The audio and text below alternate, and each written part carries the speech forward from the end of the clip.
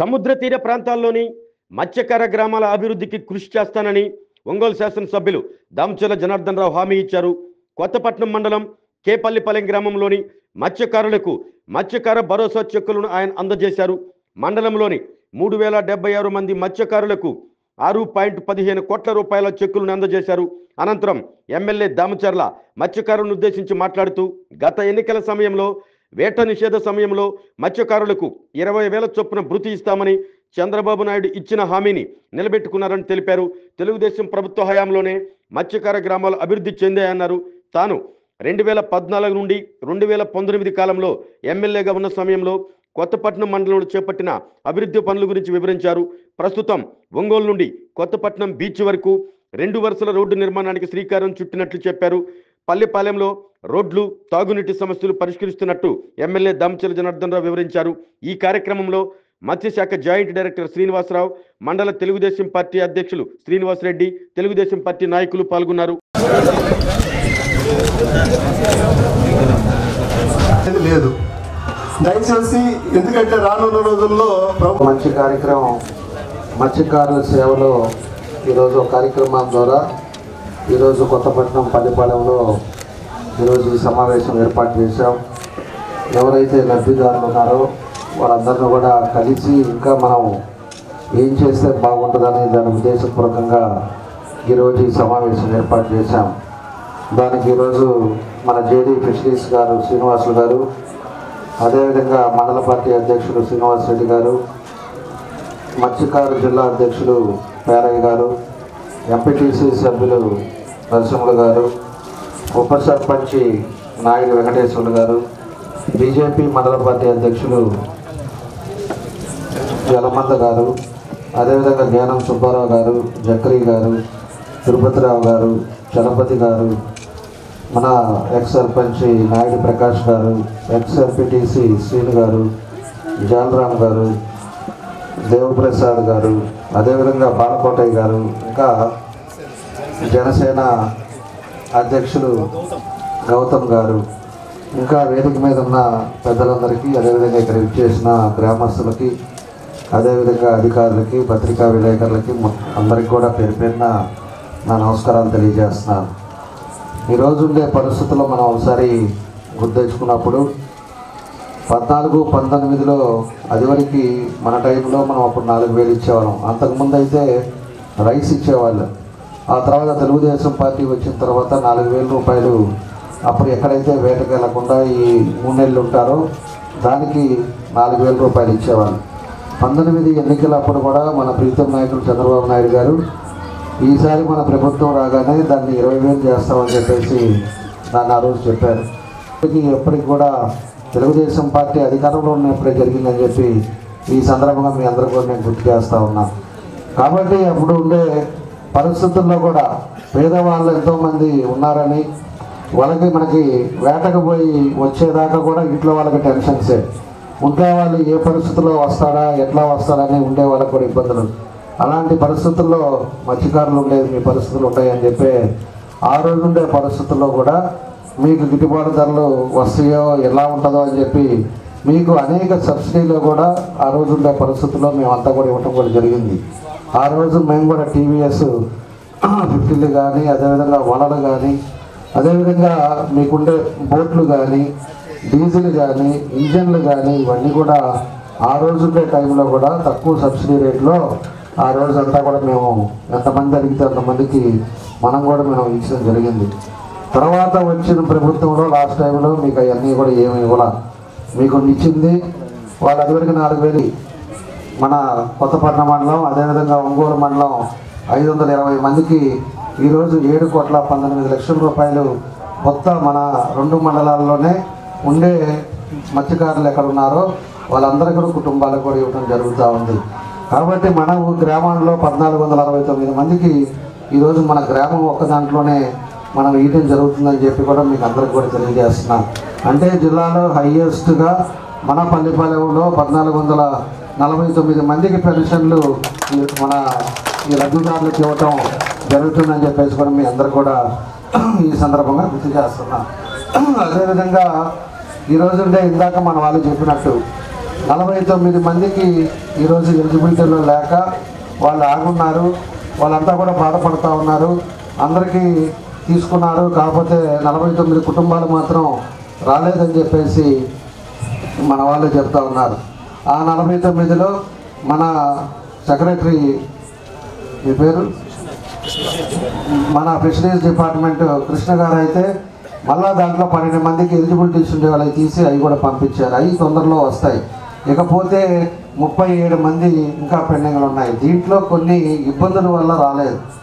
కాబట్టి మనం ఎప్పుడు కూడా మన వాళ్ళు జేడీ ఫిషరీస్ కానీ మన వాళ్ళు ఎవరైతే ఉన్నారో మీ అందరికి కూడా ఎప్పుడైతే లబ్ధిదారులను పెట్టేటప్పుడు మీకు మీటింగ్ పెట్టారు.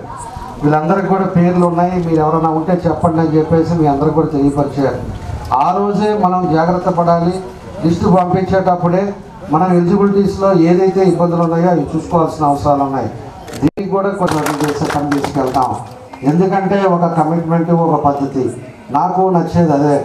ఎప్పుడు కూడా ఏదో మూరక మాటలు చెప్పేది లేకపోతే టైంపాస్లు చేసేది కాదు. మనం ఒక బాధ్యతగా నడుచుకోవాల్సిన అవసరాలు ఉన్నాయి. బాధ్యతగా మనం అందరం కూడా కష్టపడితేనే గ్రామస్తులు కూడా మనల్ని ఆదరిస్తారు. ఏదైతే మనకి అవకాశాలు వచ్చినప్పుడు దాన్ని ఏ పనులు కంప్లీట్ చేయాలో, ఏ ఇబ్బందులు ఉన్నాయో అవన్నీ కూడా ఒక్కొక్కటి మనం కంప్లీట్ చేసుకోగలిగితే గ్రామంలో ఇబ్బంది లేకుండా ఉండే పరిస్థితులు వస్తాయి. ఎప్పటి నుంచో ఉండే మేజర్ సమస్య పట్టాల సమస్య. దగ్గర 1500 మందికి ఈరోజు పట్టాలు కావాలి. ఆ 1500 మందికి ఈరోజు ఉండే పరిస్థితుల్లో రేట్లు ఏమో పెంచేశారు. ఇక్కడ ఉండే వాళ్ళందరికీ కూడా తెలుసు. వాళ్ళు 60-50 అంటాడు, ఒకడేమో 1 కోటి అంటాడు, ఒకడు 2 కోట్లు అంటాడు. అది వరకు 5 లక్షలు ఉండే పొలాలు ఈరోజు ఆ రకంగా పెంచేశారు. కాబట్టి దాన్ని మళ్ళీ మనం కొని మనం ఈరోజు ఉండే పరిస్థితుల్లో పట్టాలు ఇచ్చే కార్యక్రమాలు కూడా మనం చేయాల్సిన అవసరాలు ఉన్నాయి. దాన్ని కూడా చూస్తున్నాం.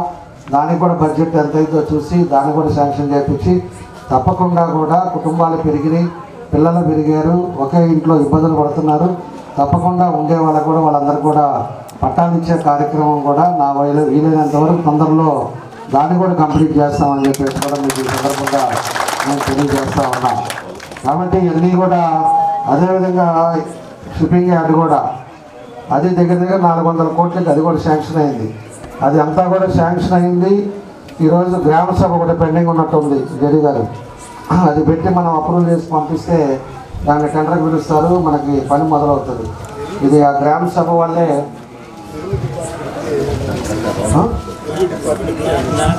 ల్యాండ్ అదొకసారి షాపుల్లో ఉద్యోగాలు వస్తాయి. కొన్ని చేసుకునేటప్పుడు కొంతమందికి అకామిడేట్ చేసే అవకాశాలు వస్తాయి. దాన్ని కూడా మొదలు పెడదాం. దాంతోపాటు ఇక్కడ ఉండే మేజర్ ఇంకా వేరే ఏ సమస్యలు ఉన్నాయో దాన్ని కూడా మనం ముందుకు తీసుకెళ్లే కార్యక్రమాలు చేస్తానని చెప్పి కూడా మీకు తెలియజేస్తున్నా. అదేవిధంగా స్కూల్ది కూడా ఆ రోజు టైంలో మన దగ్గర ఎక్కువ పిల్లలు ఉన్నారు. చాలామంది కూడా జడ్పీ స్కూల్ మనకి ఇక్కడ మన కొత్తపట్నం ఉందని చెప్పేసి దానికి వెళ్తున్నారు ఇక్కడి నుంచి. దానికోసం అని చెప్పేసి ఇక్కడ కూడా మనకి హై స్కూల్ కావాలని చెప్పేసి అడిగిన తర్వాత అప్పుడే మనం డిఓకి పంపించాం. డిఓకి పంపించిన తర్వాత ఆ లిస్టులో రాలేదో ఏం జరిగిందో మనకి రాజుపాలెం వచ్చింది కానీ మన పల్లిపాలెంలో అది రీచ్ కాలేదు. కాబట్టి మళ్ళా లోకేష్ గారితో మాట్లాడాం. దాన్ని అతి తొందరలోనే ఈ అకాడమిక్ ఇయర్కే ఇక్కడికి తప్పకుండా కూడా స్కూల్ కూడా శాంక్షన్ చేసి ఉండే బిల్డింగ్స్లో దానికి స్టాఫ్ అంతా తెచ్చి మన వాళ్ళంతా కూడా ఇక్కడే చదువుకునే విధంగా దాన్ని కూడా ముందుకు తీసుకెళ్తున్నాం. ఖచ్చితంగా తొందరలోనే మనకి స్కూల్లో కూడా అయిపోద్దని చెప్పి కూడా మీకు ఈ సందర్భంగా నేను తెలియజేస్తా ఉన్నా. కాబట్టి మాకు సంబంధించినవి మేమైతే కసిగా ఏదైతే ఉన్నాయో అవన్నీ కూడా మేము నోట్ చేసుకున్నాం. దాని పద్ధతి ప్రకారంగా ముందుకు వెళ్తున్నాం. ఈరోజు ఈ డోర్ టు డోర్ మన సచివాలయం వాళ్ళు ఎవరున్నారో వాళ్ళు డోర్ టు డోర్ ఇంట్లో ఉండే సమస్యలు కూడా రాసుకున్నారు. ఎందుకంటే మనకి గవర్నమెంట్ వచ్చిన తర్వాత ఏ సమస్యలు ఉన్నాయి, మేజర్ సమస్యలు కుటుంబానికి సంబంధించిన సమస్యలు వచ్చేకి పెన్షన్లు కానీ రేషన్ కార్డులు కానీ సొంత ఇల్లు లేకపోవటం కానీ ఇంటి స్థలాలు కానీ ఇలాంటివన్నీ ఉన్నాయి. దాన్ని అన్నీ కూడా నోట్ చేసుకున్నాం. తొందరలోనే పెన్షన్స్ కూడా మొదలు పెడుతున్నారు. ఈరోజు రాష్ట్రంలో 1,00,000 పెన్షన్లు ఇవ్వడానికి ఈరోజు మొన్నే ఈ మధ్య అనౌన్స్ చేయడం జరిగింది. క్యాబినెట్లో అప్రూవల్ అయింది. తొందరగా జూలైలో నుంచే ఎవరైతే అర్హులు ఉన్నారో వాళ్ళందరికీ కూడా మీరందరూ పెట్టుకునే విధంగా ముందుకు తీసుకెళ్తారని చెప్పి ఈ సందర్భంగా మీ అందరూ కూడా తెలియజేస్తూ ఉన్నారు. కాబట్టి ఏదైతే ప్రభుత్వం నుంచి వచ్చేది కూడా ఇవన్నీ కూడా కార్యక్రమాలు మీకు అందరికీ అందే విధంగా నా వంతు మీకు కృషి చేస్తామని చెప్పేసి కూడా మరోసారి మీ అందరూ కూడా తెలియజేస్తూ మీ అందరూ ఐక్యతగా ఉండండి. ఖచ్చితంగా ఎవరో కొంతమంది ఇవాళ రాలేదని మనల్ని బాధపడుతున్నారు. ఇందాక చెప్తా ఉన్నారు ఈసారి వచ్చేకి ఊరు సగం ఉంటుందని. మీరు 10 మంది వచ్చినా 20 మంది వచ్చినా మీ ఊరిని ఎప్పుడు నేను మర్చిపోము. మీ ఊరంటేనే నాకు ఇష్టం. కాకపోతే కొంతమంది బాధ ఎక్కడైనా సరే మాకు కావాల్సినటువంటి ఈ 1250 పట్టాలకి ప్రైవేట్ ల్యాండ్ని ఎల్ఏ చేసి దయచేసి ఈ హార్బర్ దాంట్లోనే ఇంక్లూడ్ చేసి పునరావాసం కింద మా వాళ్ళకి ఇప్పిస్తారని చెప్పని సభాపూర్వకంగా తెలియజేసుకుంటా ఉన్నాం. విధంగా పెట్టారు, షెడ్యూల్ని అనౌన్స్మెంట్ చేశారు, కానీ జనాలకి సరైనటువంటి అవగాహన కల్పించలేకపోయాం. వేట నిషేధ కాల వృత్తిని అందించడానికి గాను ఈ కార్యక్రమానికి విచ్చేసినటువంటి గౌరవ శాసనసభ్యులు శ్రీమతి మరి శ్రీ రామచర్ల జనార్దన్ గారికి నా హృదయపూర్వక నమస్కారం తెలియజేసుకుంటాను సార్. అలాగే ఈ కార్యక్రమానికి ఇక్కడ విచ్చేసినటువంటి ఇతర మండల స్థాయి నాయకులు, అలాగే మన గ్రామ స్థాయి పెద్దలు, ఇతర అధికారులు, అలాగే మలనాడు ప్రాంతం నుంచి మన యొక్క జలాల్లో వేట చేస్తున్నటువంటి మరబోట్ల మీద మనకి చాలా తీవ్రమైన సమస్యగా ఉంది. దీని మీద ఆంధ్రప్రదేశ్ ప్రభుత్వం చేపట్టినటువంటి చర్యల వలన తమిళనాడు ప్రభుత్వం కూడా స్పందించి గతంలో అంటే నవంబర్లో మనం ఇక్కడ నుంచి ఒక బోటు మీద ఎఫ్ఐఆర్ కంప్లైంట్ చేసి వివరాలతో సహా అక్కడికి తెలియజేయడం జరిగింది. ఆ బోటు మీద తమిళనాడు ప్రభుత్వం Tamil Nadu marine fishing regulation act ప్రకారం చర్యలు తీసుకుంటున్నట్టుగా కూడా తెలియజేశారు. ఇక నుంచి కూడా మన యొక్క ప్రాంతీయ జలాల్లో తమిళనాడుకు చెందినటువంటి బోట్లు కనుక వేట చేసినట్లయితే ఆ బోట్ల యొక్క రిజిస్ట్రేషన్ నంబర్తో వివరాలు, అంటే మనకి ఆ సంఘటన ఎక్కడ జరుగుతుందనేది జియో కోఆర్డినేట్స్తో కూడినటువంటి ఫోటోలు లేదా వీడియోలు కూడితో కూడిన నివేదికని మనం కంప్లైంట్ కనుక పంపించమని చెప్పేసి తమిళనాడు ప్రభుత్వం కోరింది. కాబట్టి ఇక నుంచి ఇటువంటి సంఘటనలు కనుక పునరావృతం అయినట్టయితే మన మత్స్యకారులందరికీ కూడా ఆ వివరాలని మన శాఖ కనుక తెలియజేసినట్లయితే సిబ్బందికి మన ప్రభుత్వం ద్వారా తమిళనాడు ప్రభుత్వానికి తెలియజేస్తాం.